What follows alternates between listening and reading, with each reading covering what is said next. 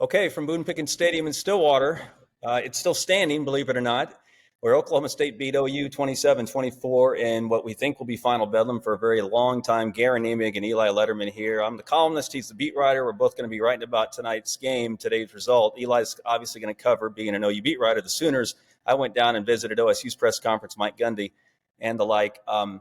Please check out our work at selloutcrowd.com later tonight and on into tomorrow morning. We're going to be at this for a while. Eli, well, 2 in a row now on the wrong end of the one-loss column for the Sooners. A little easy to detect what went wrong last week at Kansas. This game being bedlam, a little more complicated. Where do you begin?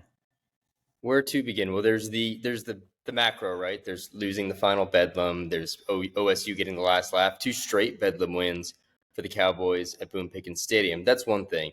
But you're right. This is 2 losses in a row now for the Sooners, and that's the central issue. That's the pressing issue is what's up with Brent Venables and co. And while this game felt very different from a week ago, it featured many of the same issues that OU has had, not only in last week's loss to Kansas, but in the UCF win a couple weeks back. Turnovers, lack of discipline, just kind of mistakes, penalties, all those. Another bench penalty for Brent Venables that has helped a scoring drive, or I guess a member of the coaching staff that's boosted a late fourth quarter scoring drive. It felt so similar. And in that sense, you think back to last fall with losses that felt so similar, that it's just as much confusing now, right? We hear each week we're doing things the same, the energy is there, the approach is the same, all that, but the results are changing. So something has flipped here, and now the Sooners, once playoff hopefuls and seeming shoo-ins for the Big 12 title game, that might all be off the table now. They've got to get a lot of this together over the next 3 weeks. It is off the table now. As of right now, it is Texas and Oklahoma State who have the inside lane to Arlington to play for a Big 12 championship. If Oklahoma falls short of that, given the aspirations headed to Kansas, this is going to feel difficult to handle. And speaking of difficult to handle, and we're going to get into the nuts and bolts of what went wrong today, the next couple of days and into next week, leading up to OU's game against West Virginia.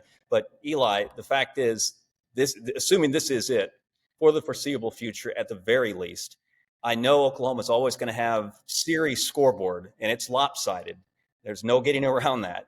And that may be all that matters eventually to Oklahoma fans. But this can't sit well with anybody, that the last time these 2 teams will play a football game, it's Oklahoma State dancing and celebrating and gesturing and carrying the goalpost into Theta Pond and this and that. That this is not the way anyone in Crimson envisioned this series ending. That makes recovery from it, despite the nature of the series, really, really difficult. You're exactly right, because now, this is a rivalry that has defined the state one way or another for the last 119 years, right? And now Oklahoma will always be able to point to 91, 18, and 7, something like that. That's the record. They've owned that. But who got the last laugh? Oklahoma State. That joke will always be there. Today's celebration will always be there.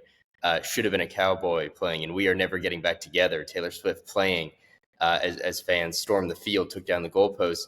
Oklahoma State got the last laugh, and that's going to matter in terms of the vibes around this rivalry that will still be ever present in the state until they play again. It's still going to be there. It's going to fade, but the hatred and this last laugh will not go away. So there's that issue. And then there is just the issue again of Oklahoma as it relates to the 2023 season, the rest of the way. Where are they going?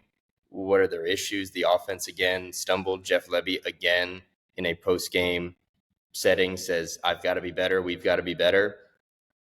Words do something, but actions speak a lot louder. And again, the Sooners just have not looked the same since returning from the bye week. They celebrated that Texas win pretty mightily. Hasn't looked the same since then, and now they're facing a whole mountain of questions with 3 games remaining.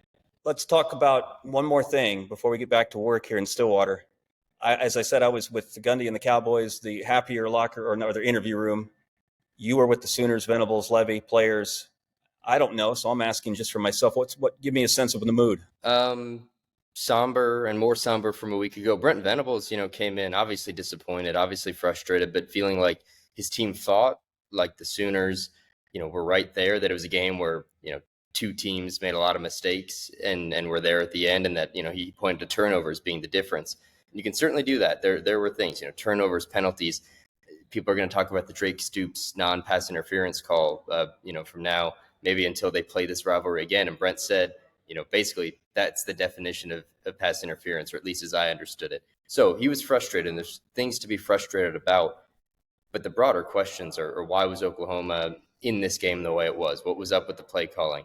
What was up with the defense, the lack of discipline, the penalties, all those things? Again, These are not new issues. They've been issues since UCF. There were issues a week ago against Kansas, and they were issues again today with Oklahoma State. Those are the things they've got to fix. And that, again, I don't want to compare this to the 2022 team, but it has shades of last November of we're still doing things the same way, but the results are different, and kind of just throwing your arms up at, then what's changed. And that's where we are now. And they turn their attention to West Virginia. They go to BYU in 2 weeks, TCU after that. I'm not going to say that you can't see Oklahoma beating these teams. I'm sure they'll actually be favored in all those games, but nothing about the last 3 weeks gives you confidence, not only that this team could claw back into the Big 12 title race, maybe they will, but that going into those 3 games, you don't really know what you're going to get from this Oklahoma team.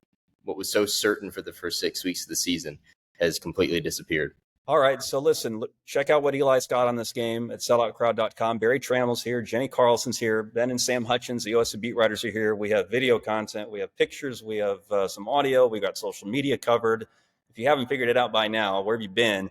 But we're going to load you down even more than usual with our Bedlam coverage tonight here at Sellout Crowd. And all we do is invite you to watch, listen, and especially read what we give you between now and your Sunday afternoon, because we've got plenty coming your way. For Eli, Jenny, Barry, and the Hutchins twins, this is Guerin, Emig. Thank you very much for checking us out at selloutcrowd.com, and we will be back soon.